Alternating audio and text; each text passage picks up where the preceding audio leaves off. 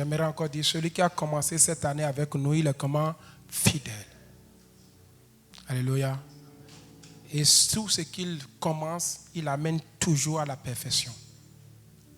Et je veux croire qu'il a commencé avec ta famille. Aucun malheur ne vous atteindra au nom de Jésus. Tout ce que vous allez faire dans votre famille va vous réussir dans le nom de Jésus. Je remercie ce Dieu-là qui nous a apporté cette année 2025 avec toutes les grâces qu'elle renferme. Et je viens bénir encore le nom de l'Éternel pour vos vies. Amen. Parce que Dieu vous a gardé et vous voici encore vivants pour louer comme à jamais l'Éternel des armées cette année 2025. Je dis que tu es rentré dans cette année, tout ce que tu feras, c'est pour louer le roi des rois. Amen. Je tenais à honorer les oins de l'Éternel qui ont été avec nous. Alléluia. Est-ce qu'on peut acclamer le Seigneur pour les oins de l'Éternel? Que Dieu vous bénisse. Votre présence est une force pour nous. Amen. Que le nom de l'Éternel soit glorifié. Alors, nous abordons le thème de cette traversée intitulée « Plus de toi et moins de moi, Seigneur ». Est-ce que quelqu'un peut le dire à haute voix? Plus de toi, Seigneur. Dis-le que quelqu'un entende cela. Plus de toi, Seigneur. Dis-le, je veux plus de toi. Est-ce que ça sonne? Est-ce que ça va?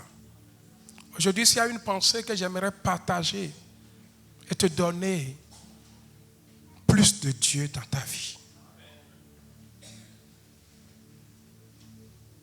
Si tu peux avoir plus de Dieu dans ta vie, tu ne te lamenteras pas en cette année 2025. Tout dont tu auras besoin pour avancer, c'est Dieu.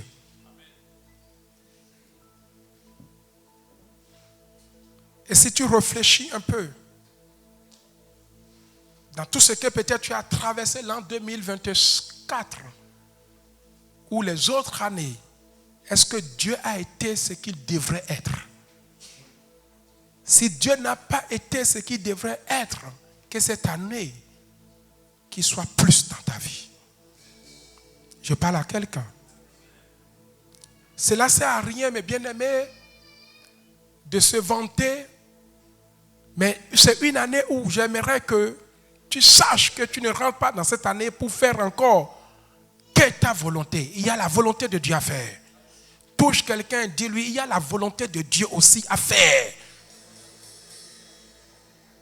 Amen. Mais bien aimé, ce n'est pas par la grâce de Dieu que nous commençons cette année. Et Dieu a fait sa part de nous donner l'an 2025. Je dis Dieu a fait sa part. Et l'an 2025 que tu as ne vient pas de nous, mais vient de Dieu. Et tout ce que Dieu donne, Dieu le donne comme un don. Dieu le donne comme un talent. Prends cette année comme un don de Dieu. Prends cette année comme un talent venant de l'Éternel. Prends cette année comme une grâce venant de l'Éternel. Ne minimise pas cette année. Dis-toi que cette année, c'est ton année d'espoir. C'est ton année de grâce. Et lorsque Dieu nous donne quelque chose, comme un don, alléluia, il a fait sa part. C'est à nous maintenant de faire valoir ce don. J'attends de chacun de nous de faire valoir cette année pour Jésus. Non, vous n'avez pas saisi. Est-ce que je suis au milieu de vous là? Moi, je suis déjà très loin. Je me parle à moi-même. C'est un don que Dieu me donne. Alors, qu'est-ce que je vais faire de ce don? Est-ce que je vais le mettre en valeur? Je prie que cette année 2025, tu puisses la mettre en valeur pour Jésus. Ne la mets pas en valeur pour les hommes. Ne la mets pas en valeur pour ton patron. Ne la mets pas en valeur pour ta femme. Ne la mets pas en valeur pour tes enfants. Mais sache que c'est un don. Et tout don toujours combattu. Il n'y a pas de don sans combat. Aujourd'hui, si je suis combattu, ce n'est pas la personne de Serge qui est combattue, mais c'est le don que Dieu m'a donné. Et si Dieu te donne cette année comme don, il y aura des combats. Alors pour que tu puisses éviter ces combats, il te faut des résolutions.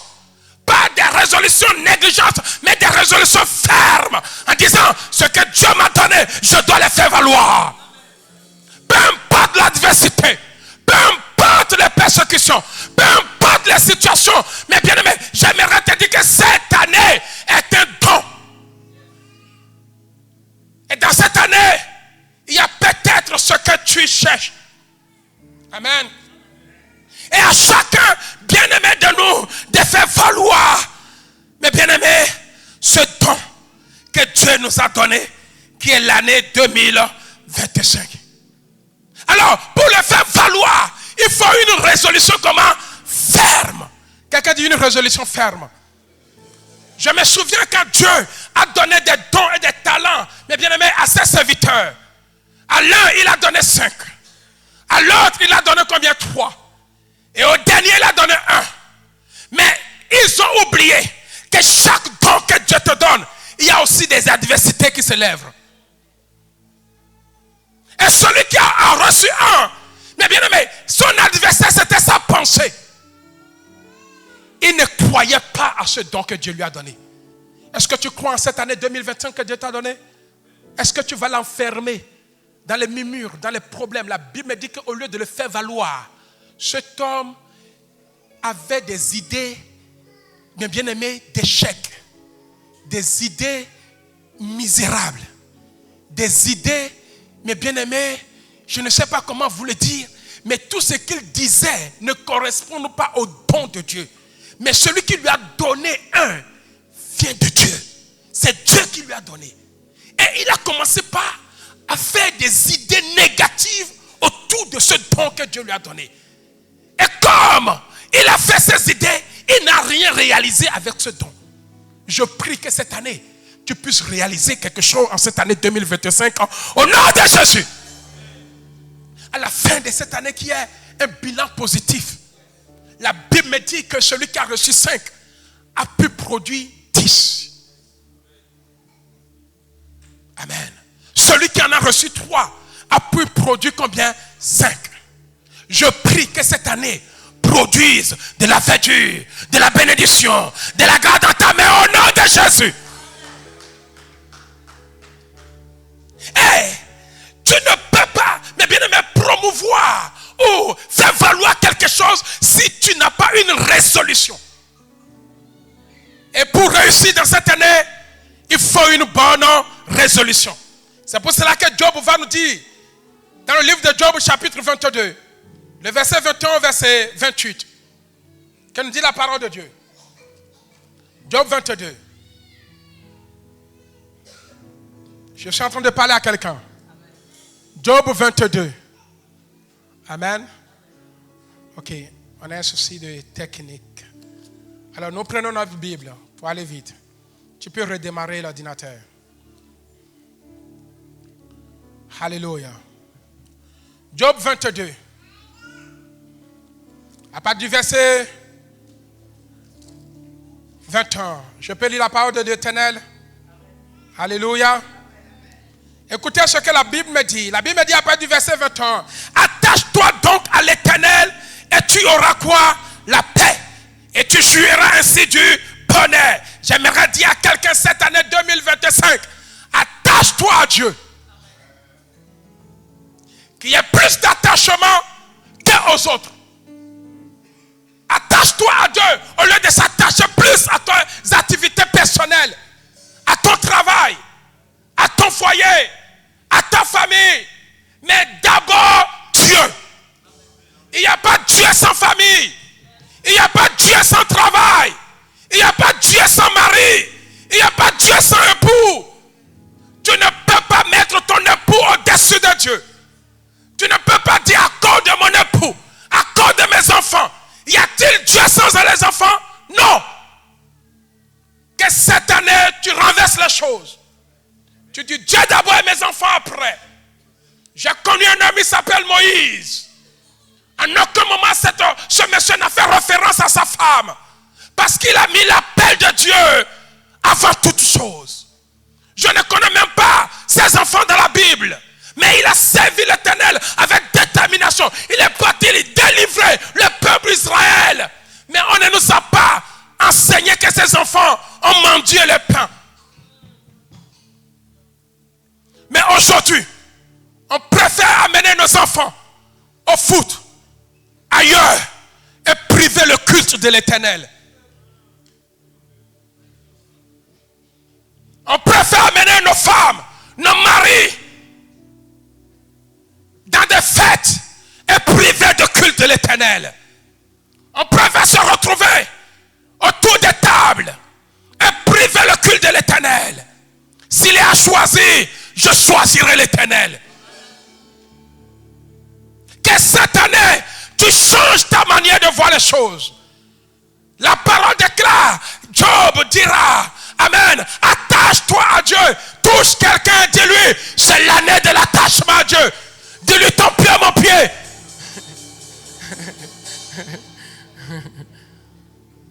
Amen. Et dit, tu jouiras ainsi du bonheur. Reçois de sa bouche l'instruction et mets dans ton cœur ces paroles. Tu seras rétabli.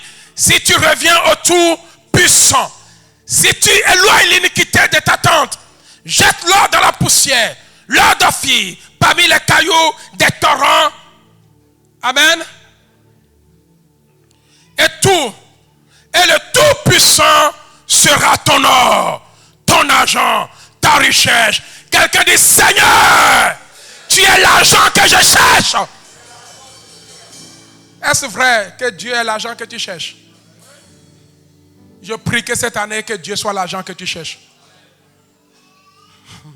Parce que nous, on cherche l'argent sans Dieu. Mais Dieu nous dit que Dieu devienne ton argent. C'est-à-dire, s'il y a une entreprise dans laquelle tu dois travailler, que cela soit l'entreprise du royaume de Dieu. Regarde, depuis des années, tu cherches l'argent. Mais Dieu te dit que Dieu soit ton argent que tu cherches. Que Dieu devienne ton or que tu cherches. Tu cours, tu te fatigues. Dieu nous a donné 70 ans. Bientôt des coups battus, des douleurs, des lombalgies à cause de tes activités. Mais regarde-moi bien. J'ai près de combien, mais on ne dirait même pas. Alléluia. Je suis toujours jeune. Amen. Parce que Jésus est devenu mon argent. Jésus est devenu mon or précieux que je cherche. Je préfère m'abstenir dans mon travail et de venir servir le Seigneur. Alléluia. Je prie que cette année, il y ait plus de toi, plus de Dieu que de toi. Amen. Et le verset 27, que Dieu bénisse l'église. Est-ce qu'on peut acclamer le Seigneur? Ah, j'aime bien quand les affiches sont... Le verset 27, la Bible dit, tu le prieras et il t'exaucera. Mais bien aimé, et tu accompliras tes vœux. Il y a des vœux que tu veux que Dieu réalise dans ta vie. Si tu n'as pas plus de Dieu, ces vœux ne peuvent jamais s'accomplir. Le verset 28, il dit, à tes résolutions répondra le succès. Sur cette santé brillera quoi la lumière. Je prie pour quelqu'un que cette année 2025, il y a la lumière qui brille devant toi. Reçois la lumière. Reçois la lumière. Sors des ténèbres. Sors de l'obscurité.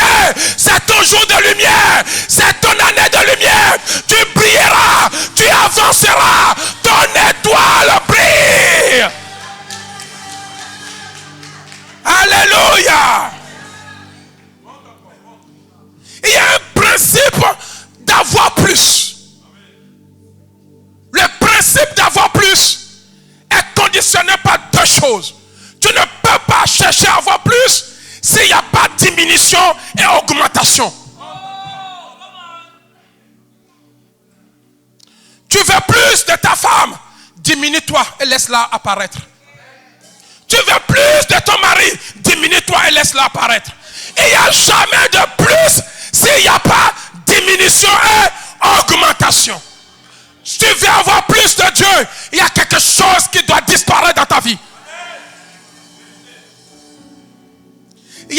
qui dit 2 en 1, 3 en 1. N'est-ce pas? Les uns dominent les autres. Avant, on avait des imprimantes qui font que la photocopie. Maintenant, il y a 2 ou 3 en 1 parce qu'on a mis le scanner dans l'imprimante et on a mis la numérisation dans l'imprimante. Quand tu viens, c'est l'imprimante. Mais on l'appelle 3 en 1. Mais qu'est-ce qui se passe? Les scanners et la numérisation disparaît. Elle laisse place à 1. C'est pour cela qu'on dit que 3 en 1. Je prie que cette année, on voit 2 en 1. Je dis, je prie que cette année, on voit 2 en 1. C'est-à-dire, quand tu es là, on voit plus de Jésus. Et que la deuxième personne qui est toi-même, tu disparais. Et que la deuxième personne qui est toi-même, tu disparais. Et que cette année, on t'appelle Monsieur 2 en 1. Monsieur 2 en 1. Monsieur 2 en 1. Madame 2 en 1. Bien-aimé, quand je prends un verre,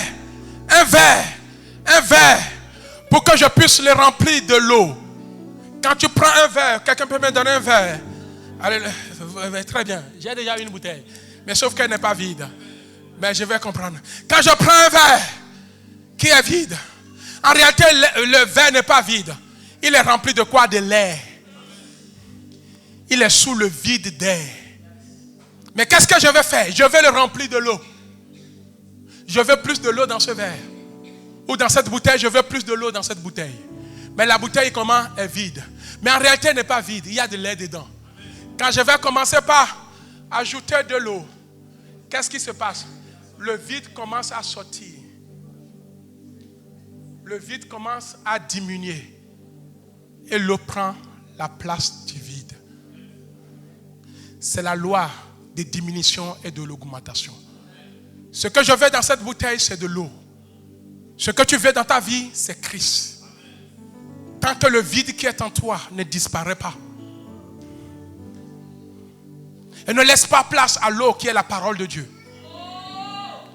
Toi et moi, nous sommes les vases, mais remplis de vide. Il n'y a pas de parole, il n'y a pas de l'eau. Mais nous voulons plus de Dieu. C'est parce que tu veux plus de Dieu que tu es venu ici pour la toute première fois. Mais pour que cette bouteille puisse remplir, il me faut encore de l'eau. Pour que ta vie puisse plaire à Dieu, il te faut Jésus. Ce n'est pas un seul jour de l'année qui va faire que ta coupe va déborder. Écoute-moi très bien. Ce n'est pas ce jour que tu offres à l'Éternel qui va faire que ta coupe va déborder.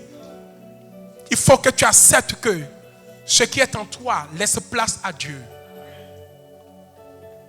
Tes raisonnements laissent place à la parole de Dieu. Ta façon de penser de l'église laisse place à la parole de Dieu. Nous ne sommes pas là pour faire un culte unique dans l'année. Mais nous sommes là pour remplir notre coupe. Nous sommes que des vases devant l'Éternel. Et chaque vase a besoin de l'eau. La contenance d'un vase ou d'un verre, c'est qu'il ait de l'eau.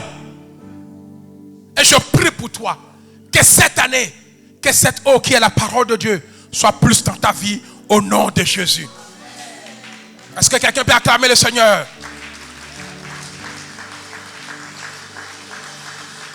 Tant que certaines choses, mais bien aimé, ne diminuent pas dans ta vie, tu ne peux pas aller de l'avant. Plus de Dieu. Mais cette parole nous a été donnée dans quelles circonstances? Allons dans le livre de Jean chapitre 3 verset 30. Jean chapitre 3 verset 30. Que nous dit la parole de l'Éternel? Est-ce que quelqu'un ici? La pensée de Dieu pour toi, pour ta famille. Tu veux que ta famille s'attache à Dieu, mais toi-même tu ne l'es pas. Père, mère, je parle à quelqu'un. Tu veux que tes enfants aillent à l'église, mais toi-même tu n'es pas dedans. Père, mère, je peux parler à quelqu'un. Alléluia. Tu veux que les autres fassent plus, mais toi-même tu n'es pas dedans. Tu veux que le pasteur se consacre plus, mais toi-même tu n'es pas dedans. Tu veux que le pasteur dise la vérité, mais toi-même tu n'es pas dedans. Tu veux que le pasteur, oui, fasse son travail, mais toi-même tu ne fais aucun travail. Tu veux que le pasteur prêche l'évangile, mais toi-même tu ne fais aucun effort. Toi tu veux que plus des autres, et toi-même alors. Tu veux plus de ta femme. Elle n'a qu'à aller prier. Elle n'a qu'à aller prier. Elle n'a qu'à aller prier. Mais elle prie. Elle aura plus de lui. Et tu deviendras une corvée pour elle. Parce que tu deviendras tout le temps un fardeau, une chair qui la fatigue. Parce que les langages ont changé. Elle a tellement reçu de Dieu qu'elle a été transformée, façonnée. Vous allez perdre le langage à la maison. Elle va parler le langage divin, mais toi tu parleras le langage des hommes. Et il n'y a pas, mes bien-aimés, de correspondance entre cela. Et tu vas dire, pasteur, ça ne va pas. Non, parce que vous avez oublié la loi de 2 en 1. Ensemble, nous irons. Pas toi, tu vas. Ensemble, nous irons. Plus de Dieu dans nos familles. Dans le livre de Jean chapitre 3, c'était au temps de Jean-Baptiste. Jean-Baptiste, lorsqu'il vit Jésus pour la toute première fois, qu'est-ce que Jean-Baptiste dit? Jean-Baptiste dit, il faut que Jésus croisse et que moi je diminue. Bien aimé, à chaque fois que j'analyse cette phrase, je suis choqué en moi-même. J'ai dit, mais non, ce n'est pas possible. Mais qui a envoyé Jean-Baptiste? C'est Jésus. C'est Dieu qui l'a envoyé. Qui a envoyé Jésus? C'est Dieu. Entre les deux, il y a le temps de quelqu'un qui a fini et le temps de quelqu'un qui doit continuer. Tant que le temps de quelqu'un qui a terminé ne s'arrête pas, le temps de l'autre ne commencera pas. Et lorsque Jean-Baptiste regarde Jésus, Jean-Baptiste a compris que son temps est terminé. Il faut que je me diminue. Il faut que je m'efface. Lorsque le lait est dans la bouteille, dès que l'eau arrive, qu'est-ce que lait dit? Lait dit, là, il faut que je sorte. Oh, Jean-Baptiste est en train d'annoncer sa propre mort. Le fait de s'effacer, c'est s'effacer sur la terre. Le fait de se diminuer, c'est de se disparaître. Dès qu'il a prononcé ces choses, Jean-Baptiste ne peut plus vivre. Il est mort. Je prie que les choses qui doivent diminuer dans ta vie, eux-mêmes commencent à dire, il est temps que je quitte la vie de cette personne. Jean-Baptiste arrive, il dit, il faut que je me diminue. Je suis en train de prier, je suis en train de dire à quelqu'un, oui, il y a des choses qui doivent diminuer dans ta vie. Il y a des choses qui doivent sortir dans ta vie. Il y a des compagnies, des mauvaises compagnies, des personnes qui occupent inutilement ta vie. Tant que ces personnes ne diminuent pas, tu ne peux pas croître. Il y a des gens qui mangent à la même table avec toi. Mais ces gens n'ont pas Dieu. Ces gens ne font pas la volonté de Dieu. Peut-être le temps est déjà fini. Vous savez, moi j'ai commencé par des amitiés. Mais quand j'ai donné ma vie à Jésus, les amitiés ont compris que les temps ont fini. Et ils ont dit, ce monsieur, il faut que je le laisse occuper des affaires de son royaume. Mais bien, mes amis eux-mêmes ont commencé par diminuer tout seul. Bien, mais quand tu révèles qui tu es, mais bien, les gens qui commettent le péché avec toi, eux-mêmes vont renoncer, vont t'abandonner. Je prie que toute personne qui commet le péché avec toi renonce cette année au nom de Jésus. Amen. Jean-Baptiste a confessé qu'il faut que je diminue. Il faut que je laisse cet homme croître. Je ne sais pas celui qui te fait commettre le péché. Cette année, la personne te dira, il faut que j'arrête. Or, Jean-Baptiste devrait arrêter pour que Jésus croisse. Il y a des gens, regarde, qui ne t'apportent plus rien. Ils ont été là pour un temps. Observe bien les vies. Est-ce qu'il est convenable que vous marchiez ensemble? Or, il n'est plus convenable que Jean-Baptiste et Jésus marchent ensemble. Il y a des personnes dans ta vie cette année, mais bien aimé, en rentrant à la maison, je te conseille, qui trouble ton foyer? Qui est la femme étrangère qui est rentrée dans ta vie? Qui est l'homme étranger qui est rentré dans ta vie? Qui est les choses qui sont rentrées? Quel est ce péché qui est rentré dans ta vie? Alléluia.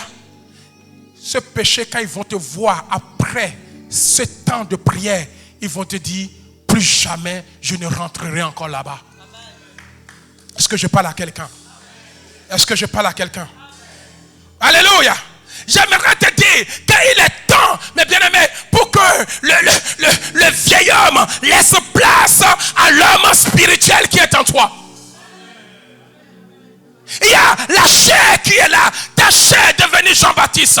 Elle ne veut pas laisser place à Jésus dans ta vie. Oh, j'ai dit ta bouche bouche est devenue Jean-Baptiste. Ta bouche veut parler de mauvaises choses, veut injurer, veut insulter. Ton corps est devenu Jean-Baptiste. Il faut que tes corps là diminuent. Est-ce que je parle à quelqu'un? La Bible dit qu'il faut que la chair soit crucifiée. Or, Jean-Baptiste représentait cette chair qui est venue annoncer, mais son temps est fini. Il y a des gens qui ont dérangé ta vie. Je pense que le temps est fini. Tu ne peux plus continuer avec eux. Qui a envoyé Jean-Baptiste? Jésus, Dieu. Qui a envoyé Jésus?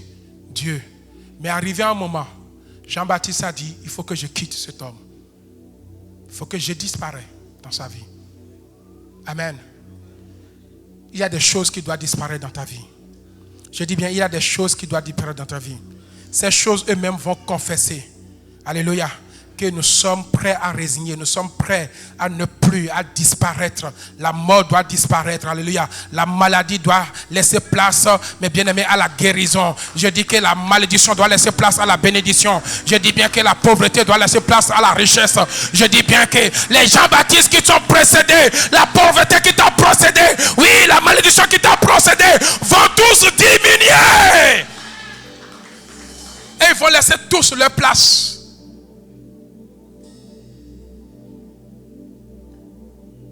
Et celui qui veut plus de Dieu doit crucifier quoi? La chair. Jésus voulait plus. Jean-Baptiste voulait plus de Dieu, de Jésus. Il s'est lui-même crucifié. Il a cherché palable. Il dit, il faut que je me diminue. Et quand sa bouche a parlé, il fallait que cet homme disparaisse sur la terre pour que Christ fasse son travail. Parce que ce n'est pas Jean-Baptiste qui est prédestiné à amener les gens au salut et dans leur destinée. C'était Jésus. Les deux sur le terrain serait une confrontation pas possible. Il y a le monde, alléluia. Tu ne peux pas vivre avec le monde. Il faut que le monde disparaisse et laisse place au royaume. Il faut que les palabres, les disputes, les querelles dans ta maison disparaissent et laisse place à la paix, à la joie, à la réconciliation. Que cela soit ainsi dans ta vie au nom de Jésus. Dans le livre de 1 Corinthiens chapitre 15, verset 39.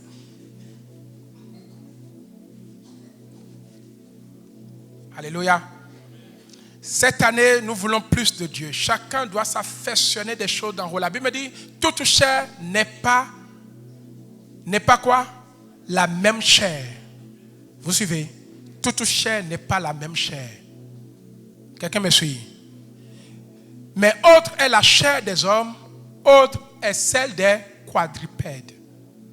En réalité, ça veut dire quoi? Quand tu vois ma chair et ta chair, on n'est pas la même chair. Tu dois faire attention avec les gens avec qui tu marches. Tu vas croire que c'est des humains. En réalité, nous sommes différents. Tu es en train de marcher avec un quadrupède, avec un serpent, avec un python, sans le savoir, avec une sirène des eaux. C'est pour cela que vous, qui commettez la fornication avec des femmes ou des maris différents, faites attention. Toute chair n'est pas la même chair. La femme que tu vois que c'est une femme, en réalité, c'est un python. Volet de destinée. Tu es parti coucher. Regarde les problèmes qu'il a connus dans ton foyer. Amen. Toute chair n'est pas la même chair. Quand tu me vois, on n'a pas la même chair. Tu vas croire que j'ai la même chair. On n'a pas la même chair. Tu ne sais pas de quoi. Qu'est-ce qui est en moi? Les esprits que je transporte, tu ne les connais pas. Donc quand tu commences à jouer avec moi, les esprits que j'ai vont rentrer en toi. Amen. C'est pour cela, faites attention. Il y a des choses qui doivent diminuer pour que Christ croisse. Autre celle des oiseaux, autre celle des poissons. Verset 41, 40. On dit, il y a aussi des corps communs célestes et il y a aussi des corps communs terrestres. J'aimerais dire plus de Dieu. Oh, mais bien aimé, tel que nous sommes, alléluia, nous avons le corps commun terrestre et nous avons aussi le corps commun céleste. Il est temps pour que les corps terrestres diminuent et laissent place au corps commun céleste. Parce que celui qui sera, mes bien-aimés, ressuscité, ce n'est pas un corps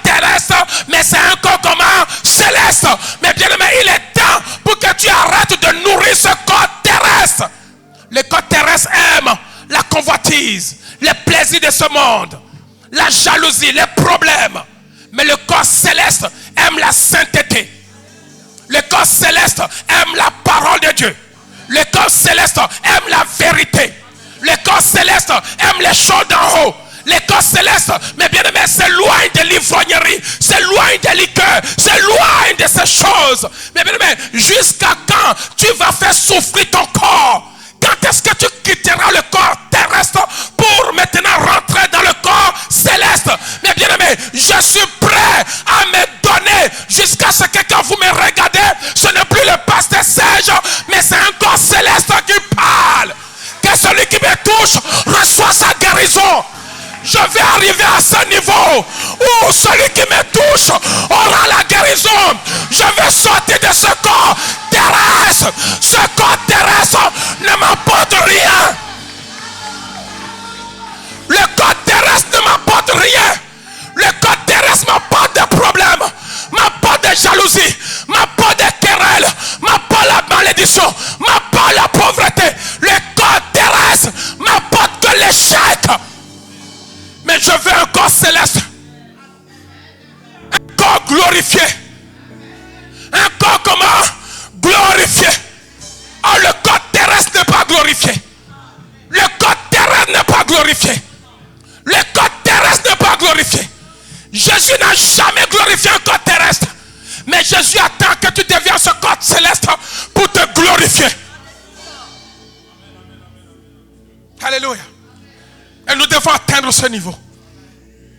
La Bible me dit cherchez premièrement les choses d'en haut et non les choses d'en bas. Ne tombez pas dans le piège du diable. Touche quelqu'un, dis-lui ne tombe pas dans le piège du diable. Dis-lui bien, ne tombe pas dans le piège du diable. Vous connaissez les pièges du diable. Alléluia. Si tu veux plus de Dieu, ne tombe pas dans les pièges du diable. Le piège du diable, c'est de dire ces églises-là. Le piège de dire, je n'ai pas le temps à perdre pour venir s'asseoir tous les dimanches.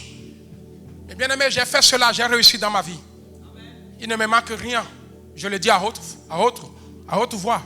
Et je sais que je réussirai encore. Je réussirai encore.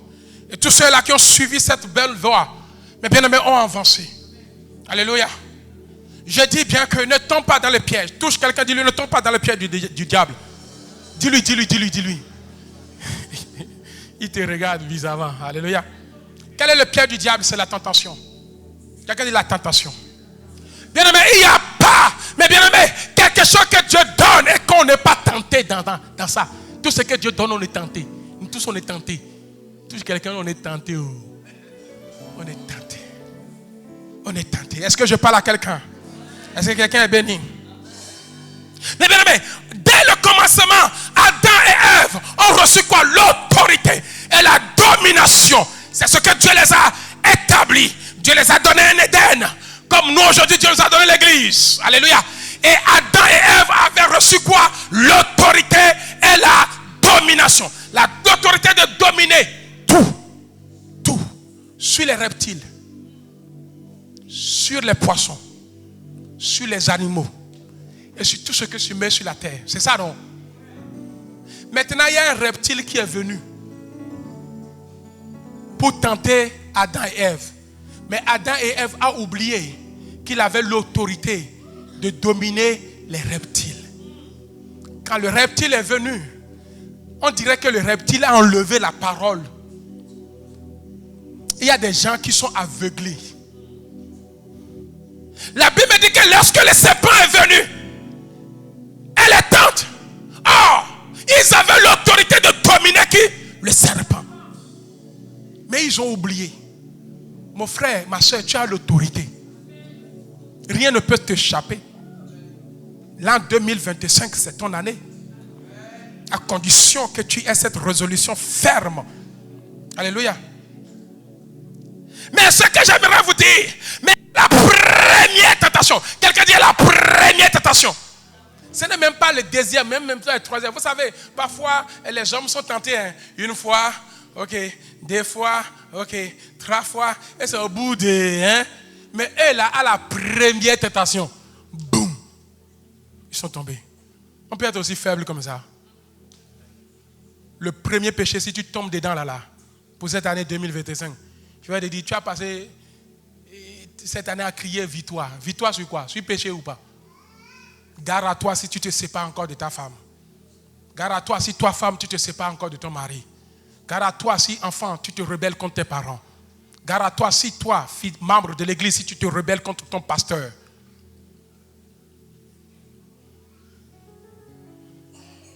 La première tentation, Adam et Ève sont tombés dedans. Quelqu'un dit, Seigneur, je ne tomberai pas dans la première tentation de l'an 2025. Au nom de... Chose que Jésus n'a pas faite. Adam et Ève sont tombés dans la première tentation, mais Jésus a évité quoi? La première tentation. Dans le livre de Matthieu, Satan vient auprès de Jésus et le tente. Comme il a tenté Adam et Ève et qu'ils sont tombés, il pensait que Jésus aussi allait tomber. Et il dit à Jésus, 3 fois, il a tenté. Donc ce qui veut dire que la première, il a échoué. Donc ce qui veut dire que Jésus est déjà premièrement plus fort que Adam et Ève. La deuxième, il a échoué. Ce qui veut dire que Jésus est doublement plus fort que Adam et Ève. Touche quelqu'un, dis-lui que tu n'échoueras pas. Alléluia. Que c'est Satan qui va échouer. Alléluia. Est-ce que je parle à quelqu'un? Mais bien aimé, en cette année, d'autres écouteront Satan et ils vont succomber. Mais d'autres, mes bien-aimés, ne vont pas l'écouter, mais ils vont le vaincre. Je dis, celui qui vaincra Satan, ce sera toi, au nom de Jésus. Bien-aimés, cette année, les gens vont tomber encore dans l'adultère. Les gens vont encore tomber dans la fornication. Nous tous, nous avons fait un vœu à l'Éternel. La tentation viendra, le péché, le vol, le mensonge viendra. Est-ce que tu tomberas dans ces choses? Je prie pour toi que le message que je te livre aujourd'hui soit ton GPS pour l'année 2025. Les gens vont tomber dans les insultes, dans la rébellion. Mais je prie que cela ne sera pas ton cas au nom de Jésus. Satan arrive auprès de Jésus et lui dit, si tu es fils de Dieu, touche quelqu'un, fils de Dieu. Dis-le, Dieu le fils de Dieu. Bien-aimé, Satan arrive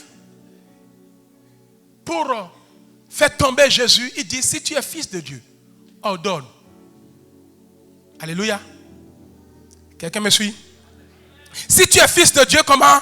Ordonne. Alors, ce qui veut dire quoi?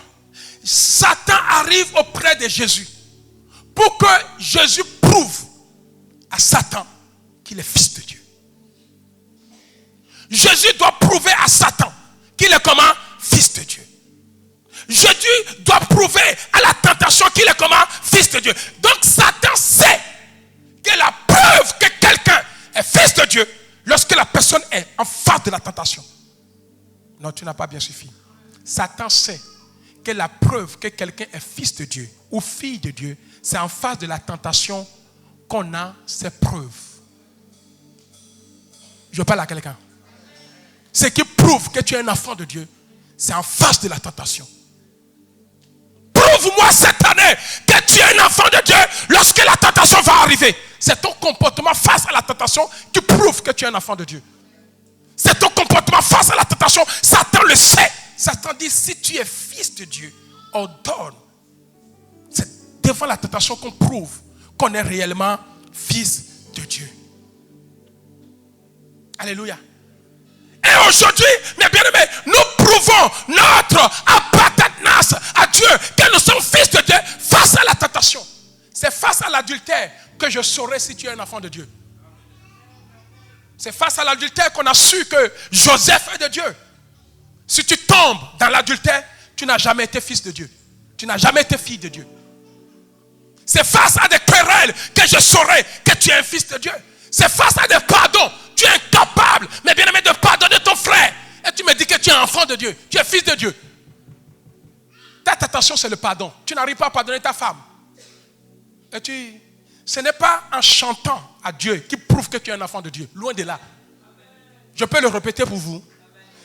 Il y a des gens qui pensent que c'est en prêchant qu'ils prouvent qu'ils sont enfants de Dieu. Non. La prêche n'est pas la preuve que tu es un enfant de Dieu. Chanter n'est pas la preuve que tu es un enfant de Dieu. Alléluia. Citer les versets bibliques n'est pas la preuve que tu es un enfant de Dieu.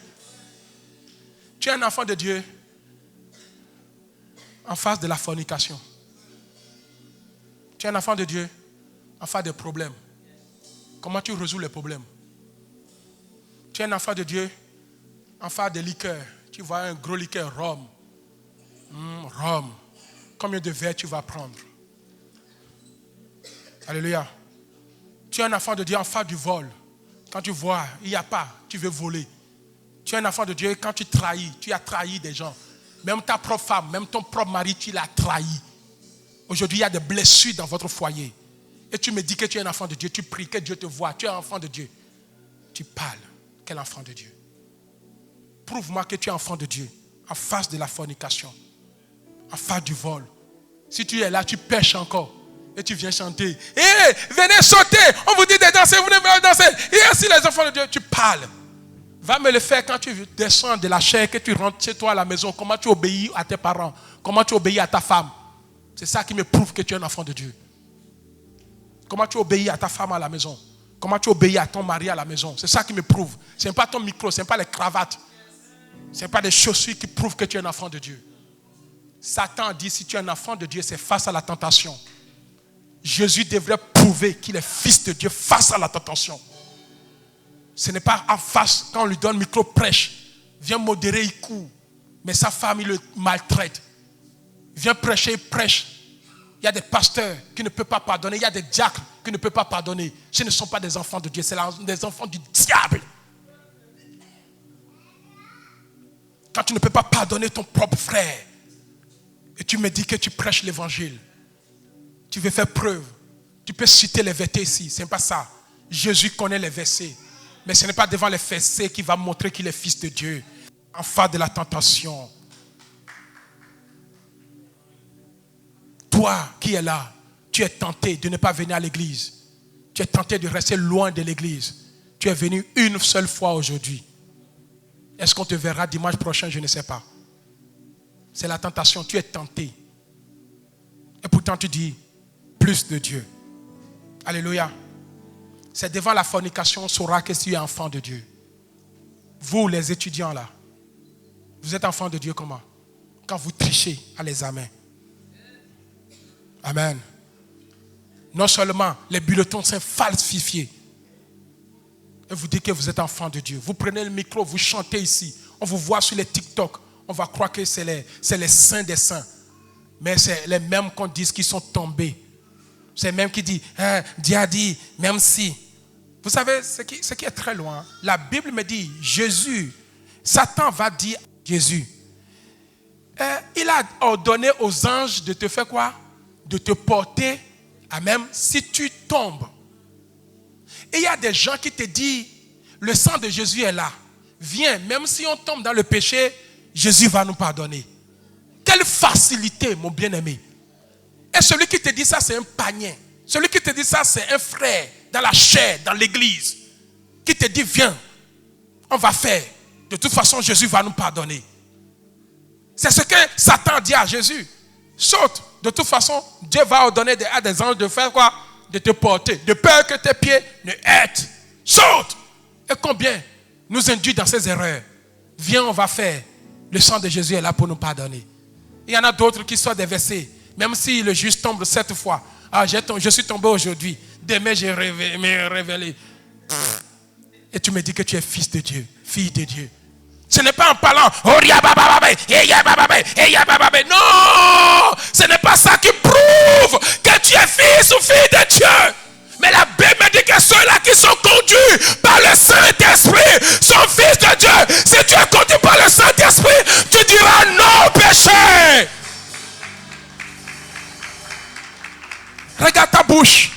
maudis les pasteurs et tu te dis que tu es fils de Dieu. Les pasteurs que Dieu lui-même a établis. Est-ce que je parle à quelqu'un ce matin? Est-ce que je parle à quelqu'un ce matin? Le Seigneur nous dit que nous devons crucifier, mes bien-aimés, la chair. Face à des injures, qu'est-ce que tu fais? Quand on te gifle, qu'est-ce que tu fais? Bien-aimés, nous on a subi toutes ces choses, mais on n'a rien dit. On nous a frappés, mais on n'a rien dit. Parce que c'est face à la tentation que je vais prouver que je suis pasteur. Je pouvais réagir, mais je n'ai rien dit. On nous a traités de gourous, mais je n'ai rien dit. On a insulté l'église, mais je n'ai rien dit. On m'a déshonoré, mais je n'ai rien dit. Les gens qui j'ai fait confiance sont venus me lâcher les choses dans mon visage, mais je n'ai rien dit. Ils pensaient que j'allais dire quelque chose, j'allais prononcer une parole de malédiction, je n'ai rien dit. C'est dans ça qu'on prouve un enfant de Dieu. Ce n'est pas prêchant l'évangile. Vous qui réclamez le micro, arrêtez de réclamer le micro. Après le micro, comment tu te comportes à la maison? Vous qui courez derrière le service. Alléluia. Quelqu'un dit plus de Dieu. Quelqu'un dit plus de Dieu. Quelqu'un dit plus de Dieu. Regardez le discernement de Jésus dans cette tentation. Jésus a compris. Jésus a dit, écoute, Dieu, si tu veux me rappeler tes promesses, que si je tombe et que les anges viendront me prendre, est-ce que tu passeras par Satan pour me rappeler ces promesses?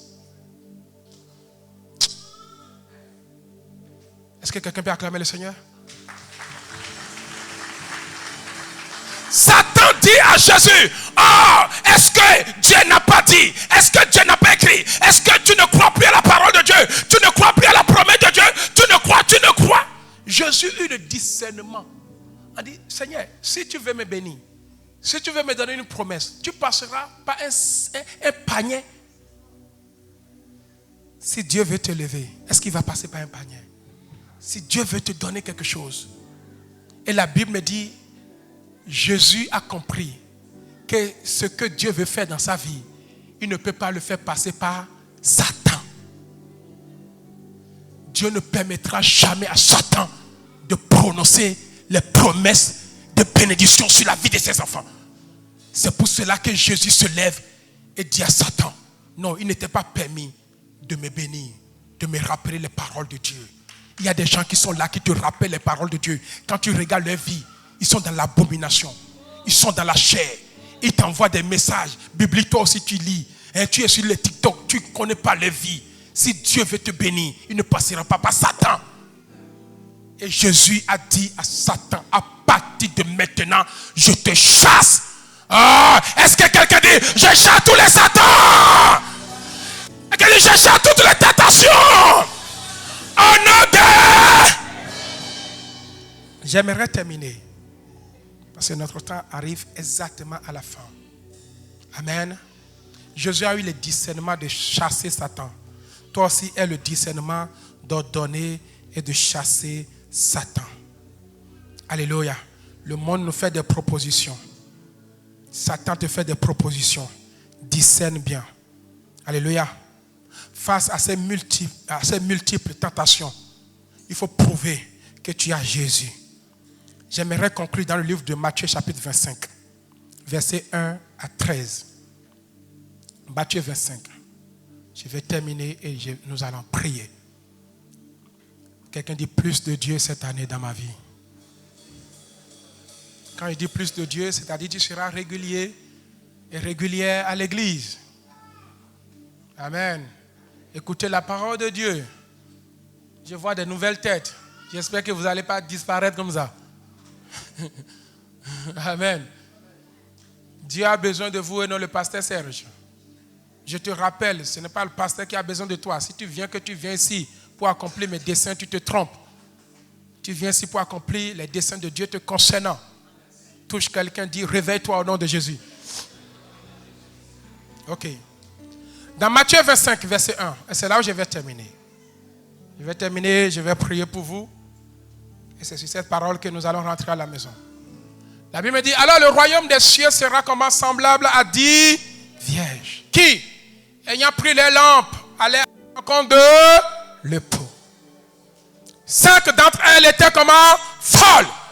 Et 5 étaient comment? Sages. Les folles, en prenant leur lampe, ne prirent point d'huile avec elles. Donc je suis toujours dans la loi. De plus, il faut que un diminue et un augmente. Mais les sages prirent avec leur lampe de l'huile dans des vases. Vas-y ma fille. Jusqu'au verset 13. Amen. Au milieu de la nuit, quelqu'un dit au milieu de la nuit. J'aimerais dire à quelqu'un qui est assis ici, Jésus revient bientôt. Tes plaisirs, Dieu te surprendra dans tes plaisirs. Dans tes fêtes bizarres. Dans tes camaraderies. Dans tes copines. Pour montrer vos blé, qui s'habille mieux que qui maquille plus que qui. Concours de maquillage. Concours de m'as-tu vu. Nous serons surpris par l'avènement du Seigneur. Jésus peut revenir cette année même. Où seras-tu? La Bible dit qu'au milieu de la nuit, on cria, voici l'époux. Allez à sa rencontre. Alors toutes ces vierges se réveillaient et préparaient les lampes. Comme ce matin, vous vous êtes réveillés, vous vous êtes préparés, habillés, vous êtes venus à l'église. Mais en vous, il n'y a rien de Dieu. Je parle à quelqu'un. Combien de fois tu as été dans la maison de l'Éternel cette année? C'est ta première fois, peut-être.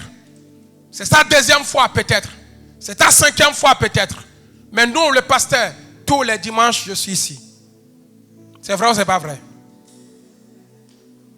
On est là. On a la même chair. On a la chair, mais les chairs ne sont pas pareilles. Je parle à quelqu'un. Les folles disent aux sages, donnez-nous de votre huile. Cette année, beaucoup viendront, pasteur, prie pour moi. Je te dirai, as-tu reçu plus de Dieu ou... Alléluia. Qu'est-ce que les sages lui ont dit? Donnez-nous de votre huile, car nos lampes s'éteignent. Les sages répondirent, non, il n'y en aura pas assez pour nous et pour vous. Allez plutôt chez ceux qui en vendent et achetez-en pour vous. Pendant qu'ils allaient acheter, pendant que tu vas penser que c'est le moment de se réveiller pour commencer, Jésus va venir. Il te sera trop tard. Je te donne l'opportunité de commencer plus de Dieu. L'époux arriva. Celle qui était prête entrait avec lui dans la salle des noces. Et la porte fut comment? Fermée. D'autres verront la porte fermée. Parce que tu n'as jamais prouvé face à la fornication que tu es fils de Dieu. Bien-aimé, qu'est-ce que le Seigneur veut nous faire comprendre? Ici, Dieu nous dit que le royaume est comparable à 10 vierges. Au départ, nous sommes tous là, comme des vieilles sages qui écoutent le message, comme si ça va durer. Il suffit que le culte termine ici. Amen. La Bible dit que les 10 vierges représentent l'église, n'est-ce pas? Les membres de l'église sont les vierges. Nous sommes l'épouse. Les membres de l'église, nous sommes quoi? L'épouse. Et l'époux ici, c'est qui? C'est Jésus. Nous représentons l'épouse. Mais bien aimé, quelle est cette épouse qui va aller à la rencontre de son époux sans pour autant avoir quelque chose de l'époux? C'est possible? Tu veux aller à la rencontre de ton mari, mais tu n'as rien de lui. Tu veux aller à la rencontre de Jésus, mais tu n'as rien de Jésus. Avant d'aller à la rencontre de quelqu'un, il faut avoir quelque chose de lui. Il faut avoir la parole pour lui parler.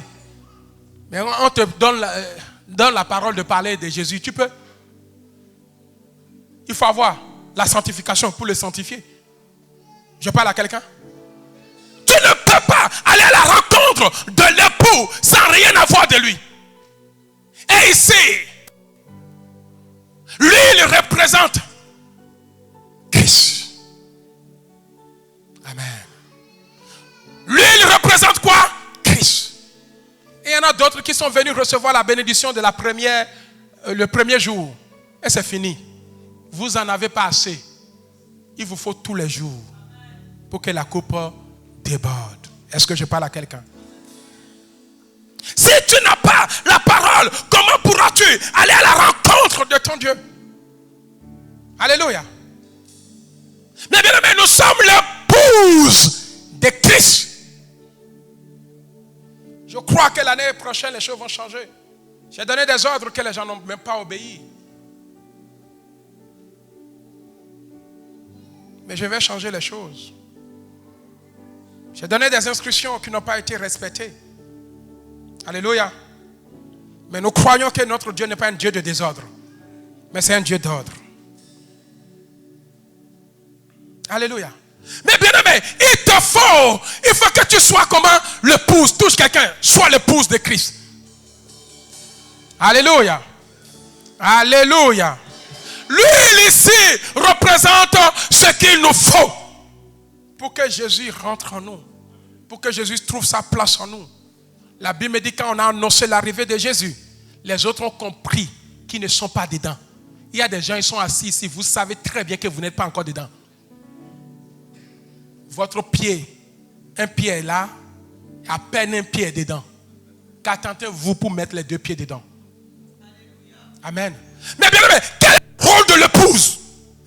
Quel est le rôle d'une femme? Quel est le rôle d'une femme? Hello, vous me suivez? Le rôle d'une femme, premièrement, c'est de prendre soin de son époux. Amen. Et le rôle de l'époux, c'est d'assumer ses responsabilités vis-à-vis de son épouse. Vous avez déjà vu une épouse qui ne sert pas son mari? Lorsque l'époux ne sert pas son mari, elle n'est plus l'épouse. Une femme doit savoir servir son mari. Le jour où ma femme ne me sert pas, je vais dire, madame, qu'est-ce qu'il y a? La valeur d'une femme, en tant que l'épouse, c'est de servir son époux. Et lorsque la femme ne sert plus son épouse, les hommes, vous êtes là. Vous savez ce qui se passe à la maison, non? Vous êtes fâchés. Le mariage est gâté. Il y a rupture. Parce que la femme ne sert plus l'époux. Aujourd'hui, notre problème avec Dieu, c'est ça. Christ est l'époux. Nous sommes l'épouse. Dis-moi comment tu sers ton époux. Lorsque l'époux manque de sa responsabilité, on peut lui donner tort. La femme a le droit de ne plus servir l'époux qui a manqué ses devoirs envers sa femme. Lorsque le mari commet l'adultère, la femme a le droit de ne plus le servir. Amen. Lorsque le mari commet, alléluia, n'assume plus ses responsabilités, la femme a le droit de ne plus le servir. Aujourd'hui, nous avons Christ. Depuis quand Christ a manqué ses responsabilités envers nous? Pourquoi vous ne le servez pas? Pourquoi nous, en tant qu'épouse, nous ne servons pas Christ? Et pourtant, Christ n'a jamais manqué sa responsabilité envers nous. Il n'a jamais été adultère. Il ne nous a jamais trompés. Un mari peut tromper sa femme et la femme a le droit de ne pas servir son mari. Mais dis-moi le jour où Jésus t'a trompé. Pourquoi tu ne le sers pas? Il t'a trompé. Il t'a trahi. Quand tu es malade, tu invoques qui? Il te guérit. Et pourquoi tu ne le sers pas? Si j'assume ma responsabilité envers ma femme, elle ne me sert pas, c'est que je demande divorce. Il y en a d'autres qui sont déjà divorcés de Dieu. Parce qu'il n'a pas manqué de te guérir. Quand tu étais dans le trouble, tu as invoqué son nom. Il est venu à ton secours. Mais toi, pour le servir, tu as du mal. Même pour sortir 1 centime. Tu préfères donner ton argent à des familles, à des entreprises. Mais tu as décidé jamais église. Toi, Marie, tu es là. Tu n'encourages jamais ta femme à donner à Dieu. Au contraire, tu dis, cette église-là où ma femme donne tout. Je ne vois pas. Alléluia. Amen. Une femme manque de servir à son mari lorsque le mari ne l'honore plus. Dis-moi quel jour Jésus ne t'a pas honoré. Non, soyons vrais. Est-ce que je parle à quelqu'un? Si un mari ne t'honore pas, la femme a le droit, mais bien aimé, de ne pas le servir. Mais si Jésus t'honore, quel est le service que tu lui rends? Tu n'arrives même pas à donner ta dîme, même pas à donner ton argent par mois. Nous tous, nous n'avons pas le ministère de TikTok. Hein. On n'a pas le ministère numérique, on vous envoie des textos, vous êtes bénis. Hein. On a une grande responsabilité. Moi seul, je peux acheter mon téléphone. Mais moi seul, je ne peux pas acheter ce lieu. Je peux envoyer mes messages avec mon téléphone parce que je l'ai acheté. Ça ne coûte rien. Mais ici, ça coûte. Et ce n'est qu'ensemble qu'on peut le bâtir. Mais si vous courez derrière les gens qui vous envoient des messages, pensant qu'ils vous sont fait du bien, et nous autres, on va faire comment? Ici, là, je ne peux pas tout seul. Église, nous manquons de responsabilité envers notre époux. Dis-moi comment tu sais ton époux Jésus. Nous sommes l'épouse de Christ. Nous n'avons pas honte. Quand on est malade, Jésus, il nous guérit. Quand on a des problèmes d'accouchement, Jésus, il nous fait ci. Quand on a de la folie, Jésus. Quand on est séparé, Jésus. Mais quand on est maintenant marié, quand on cherche du travail, Jésus. Maintenant, dès qu'on a le travail, pasteur, je n'ai pas le temps. Des épouses qui ne servent pas leur époux ne servent à rien. En tout cas, le jour où ma femme arrêtera de me servir, c'est que je l'ai trompée. Mais Jésus ne trompe jamais. Jésus ne trahit jamais. Il n'est pas un homme pour mentir, ni le fils d'un homme pour se repentir. Il est fidèle. C'est toi qui es infidèle envers lui. C'est toi qui ne veux pas le servir. Est-ce qu'il y a des gens en cette année qui vont prendre la responsabilité de servir l'époux Jésus? Vous me regardez comme si c'est moi seul qui connais Jésus, quoi. Vous manquez de responsabilité envers votre époux. Incapable de lui donner un verre d'eau. Incapable de venir balayer. Incapable de venir prier. Incapable de servir votre époux. Aux yeux de l'époux, vous ne valez rien. Aux yeux de l'époux, vous êtes vaurien. Quand une femme manque sa responsabilité envers son mari, le mari le regarde et dit, toi là, tu ne vas pour rien. Amen. Je prie que cette année tu prennes une résolution de ne pas courir derrière les TikTok, les réseaux, de prendre un engagement pour dire j'ai un époux que je dois honorer cette année 2025. Cet époux n'est pas un époux physique, mais c'est un époux spirituel. Il s'appelle Jésus. Combien nous avons manqué notre responsabilité. Nous pensons que nous faisons. Mais moi, jusqu'à présent, Seigneur, je n'étais pas servi encore. Je veux encore plus. Cette année, il faut que ça change dans ma vie. J'aimerais que toi aussi tu le dises. Que cette année, il faut que tu changes. Dis à celui qui est à côté de toi que cette année, il faut que tu changes. Il faut que tu changes. Dis-lui. Oh, si c'est nous, il faut dire cette année, il faut que nous changeons. L'épouse qui ne sait pas son époux n'a plus de valeur aux yeux de l'époux. Je prie que cette année, tu aies de la valeur aux yeux de l'Éternel. Que cette parole qui dit j'ai de la valeur, vous avez de la valeur à mes yeux, que cela soit réel, que cela soit du donnant. Je parle à quelqu'un.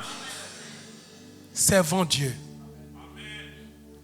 La seule chose qui nous permet d'être bénis, c'est le service. Un jour, un homme de Dieu m'a dit non. Et voilà, il ne faut pas les déranger. Je lui ai dit, si mes enfants ne viennent pas te chercher, ils perdent leur bénédiction. Moi, je suis déjà au service, je prêche. Je suis béni. Mais il faut que quelqu'un garde ton sac. Celui qui garde ton sac est béni. Celui qui balaye l'église est béni. Celui qui donne son argent pour que je puisse payer ces loyers-là est béni. Mais celui qui ne donne pas n'est pas béni. La bénédiction est dans le service. Ceux-là qui sont venus chanter sont bénis. Bien-aimé, cette année, tu es béni dans le service. Si tu ne sers pas Dieu, il n'y a pas de bénédiction pour toi. Prends ta femme, venez à l'église. Le fait de quitter, de venir à l'église, c'est une manière de servir le Seigneur. Quand les voisins vous voient, ils disent, oh non, ceux-là, ils sont prompts avec Dieu. Ils ne rigolent pas. Tous les dimanches, on les voit toujours. Allez à l'église, revenez. Allez à l'église, revenez. Ils vont vous respecter. Mais si le travail prend le devant, tu es perdu. Je parle à quelqu'un. Bien-aimé, quand Jésus va revenir, quand l'époux va revenir, il sera avec des gens qui ont de l'huile. Cela veut dire quoi? Il sera avec des gens qui l'ont servi. Dieu ne te demandera pas le nombre d'entreprises que tu as eues sur la terre. Tu ne vas pas rendre compte à Dieu. Dieu, quand tu m'as envoyé sur la terre, j'ai 4 entreprises. Jamais. Ah, Dieu, quand tu m'as envoyé sur la terre, j'ai eu 10 enfants. Jamais. Il n'y a pas ce compte. On ne rendra pas compte à Dieu du nombre d'enfants qu'on a eu sur la terre. On ne rendra pas compte à Dieu du nombre de femmes qu'on a eu sur la terre. Tu as eu 5, 6, tu es erré. Tu n'iras pas au ciel pour dire à Jésus, j'en ai eu 5. Toi qui veux multiplication des jumeaux, je préfère que ça soit multiplication du service. Mais chacun rendra compte à Dieu par rapport à l'œuvre de Dieu. Nous rendrons compte. Quand j'avais besoin de quelqu'un pour balayer l'église, j'étais volontaire. Tu vas rendre compte à Dieu par rapport à ton service à l'église. Mais pas par rapport à ta femme. Elle est belle. J'ai eu une très belle femme. C'est pas ça. Personne ne rendra compte. J'ai eu une très belle église. Elle est la plus grande. Non.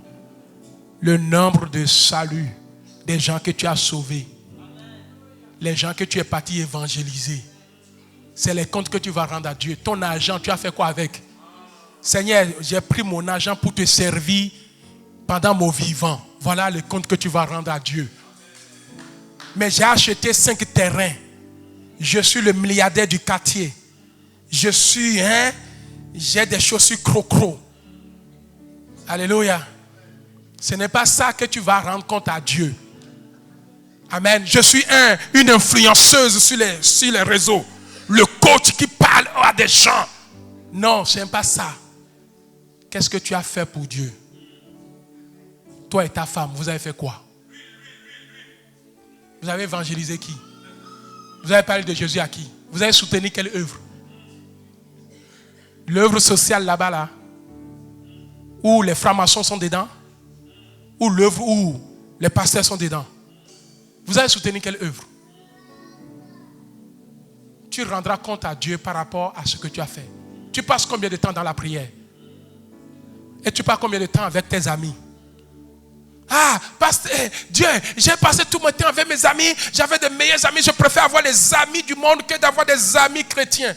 Mon frère, je préfère des amis chrétiens que les amis du monde. Même s'il me reste un seul ami chrétien, je préfère. Même si un ami chrétien me déçoit, ce n'est pas grave. Mais qu'un païen me déçoit, c'est très grave. Parce que je n'irai pas rendre compte à Dieu par rapport à la déception d'un païen. Paul a dit,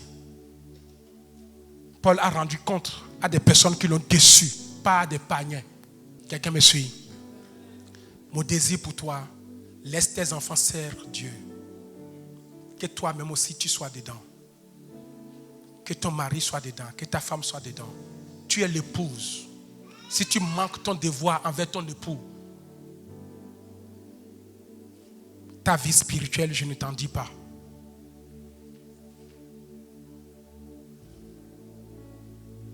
Christ est ton époux. Christ est notre époux. Si je ne le sais pas, c'est-à-dire j'ai déjà perdu ma communion. Une femme qui sait son mari, c'est elle qui est encore en communion avec. Mais une femme qui ne sait pas son mari a déjà perdu la communion. Je prie que tu renouvelles encore ta force pour servir Dieu cette année. Est-ce qu'on peut acclamer le Seigneur? Est-ce que tu peux acclamer le Seigneur? Est-ce que tu peux acclamer le Seigneur? Est-ce que quelqu'un peut acclamer le Seigneur? Est-ce qu'on peut se lever dans la présence du Seigneur? Qui a été béni ce matin? Qui veut un changement pour cette année 2025? Si tu veux un changement, si tu veux dire, Seigneur, je veux te servir comme je n'ai jamais servi, mets la main sur ta poitrine. Mets la main sur ta poitrine. Vous êtes tellement nombreux. J'avais promis de prier pour vous. Mais si je commence ici, on va finir la journée. Mais je vais simplement déclarer une parole sur votre vie. Souvenez-vous de ce que je vous ai enseigné. Plus de Dieu et moins de nous.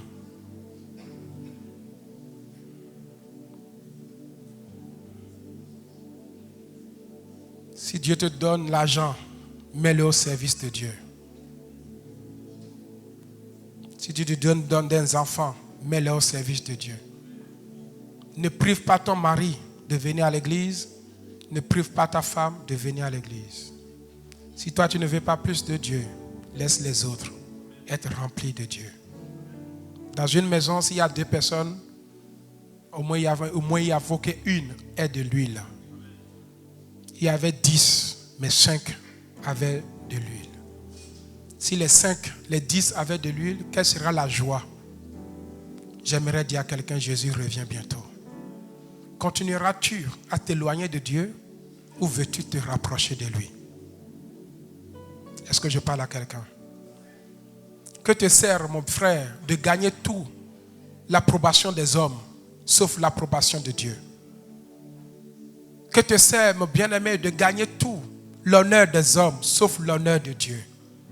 Tu es honoré par les hommes, mais Dieu ne t'honore pas. Que te sers-tu d'avoir des meilleurs amis, mais sauf Jésus ou les frères en Christ? Une maison sans Dieu, quelle tristesse. Un travail sans Dieu, quelle tristesse. Quelqu'un dit, Seigneur, en cette nouvelle année, j'ai pris la résolution de faire disparaître tout ce qui ne glorifie pas ton nom dans ma vie. Au nom de Jésus. Au son de ce message, j'ai pris la résolution d'être une bonne épouse. D'être une bonne épouse. J'ai pris la résolution. J'ai pris conscience de l'avènement de Christ. À partir d'aujourd'hui, Jésus, tu es mon époux. Je suis ton épouse. J'ai pris la résolution de te servir. Car tu n'as jamais manqué tes devoirs à mon égard. Quand je t'invoque, tu me réponds. Si tu as besoin de moi, mais voici, Seigneur, je veux te servir. Lève tes mains. Si tu crois que cette parole te concerne, si tu es là, tu fais partie de l'église du pasteur Francis, j'aimerais que dimanche tu ailles le voir pour dire pour moi, pour que je puisse servir. Si tu es là, tu veux encore servir, tu ne sais pas comment, tu veux plus de Dieu. Toute femme qui veut plus de son mari le sert. Même si le mari rentre tard, la femme se réveille et le sert. Même si tu rentres tard, prie. Lève tes mains, je vais prier pour toi. Seigneur, voici ce peuple nombreux qui a soif de toi. Tu as une coupe qui est déversée sur notre vie.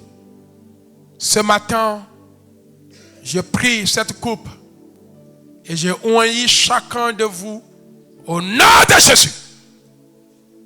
Que tout ce qui est Jean-Baptiste disparaît de votre vie. Et que Christ prend la place du Maître. Que ce premier jour de cette année ne soit pas votre premier jour d'être dans la maison de l'Éternel.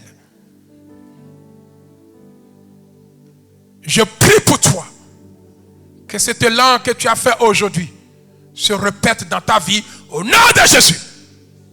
Cet effort que tu as fait aujourd'hui de venir dans la maison de l'Éternel se répète au nom de Jésus. Il y a des gens ici qui ont fui parce qu'ils ont été déshonorés par les hommes dans les églises. Mais ce matin, je prie pour toi, que tes yeux s'ouvrent. Et que cette année soit une année de dire, j'arrête de servir le monde, mais je vais te servir avec tous mes biens. Tous les biens que tu me donnes, les richesses que tu me donnes. Seigneur, je prie pour ce peuple, je les impacte d'une huile fraîche au nom de Jésus.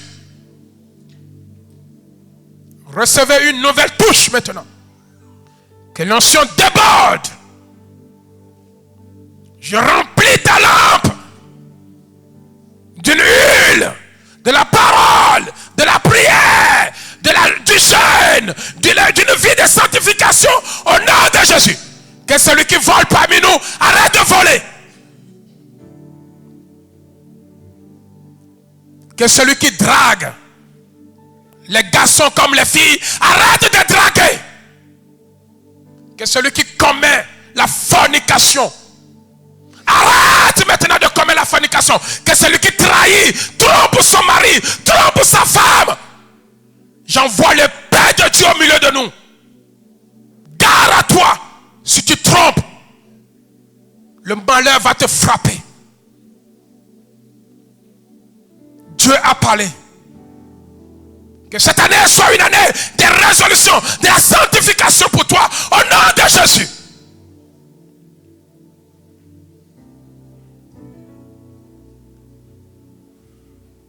Je prie qu'il y ait plus de Dieu dans ta vie. Plus de la parole, plus de la vérité, plus de la sanctification, plus de la crainte de Dieu, plus de la droiture, plus de Dieu. Toi qui vis dans la chair, que les œuvres de la chair, je les brise. Toi qui es marié, mais toujours de gauche à droite, quelle vie. Toi qui es en Christ, mais pas tantôt dans l'autre église, tantôt dans l'autre, en réalité, on ne sait même pas quelle église tu vis. Je prie que Dieu te rende stable cette année au nom de Jésus. Que tu aies une vie de prière. Que la prière parle plus dans ta vie que les autres choses. Que la discrétion disparaît au nom de Jésus. Il y a des gens qui ont fait des vœux de servir le Seigneur. Qui ont traversé des moments difficiles. Mais c'est grâce à Dieu que vous en êtes sortis. Aujourd'hui, plaisir dans le monde. Je te ramène dans la maison de l'Éternel. Si c'est toi, je te ramène dans la maison de l'Éternel. Tu étais comme un enfant prodigue qui est parti. Mais aujourd'hui, tu es revenu. L'enfant prodigue, quand il est revenu, il n'est pas ressorti.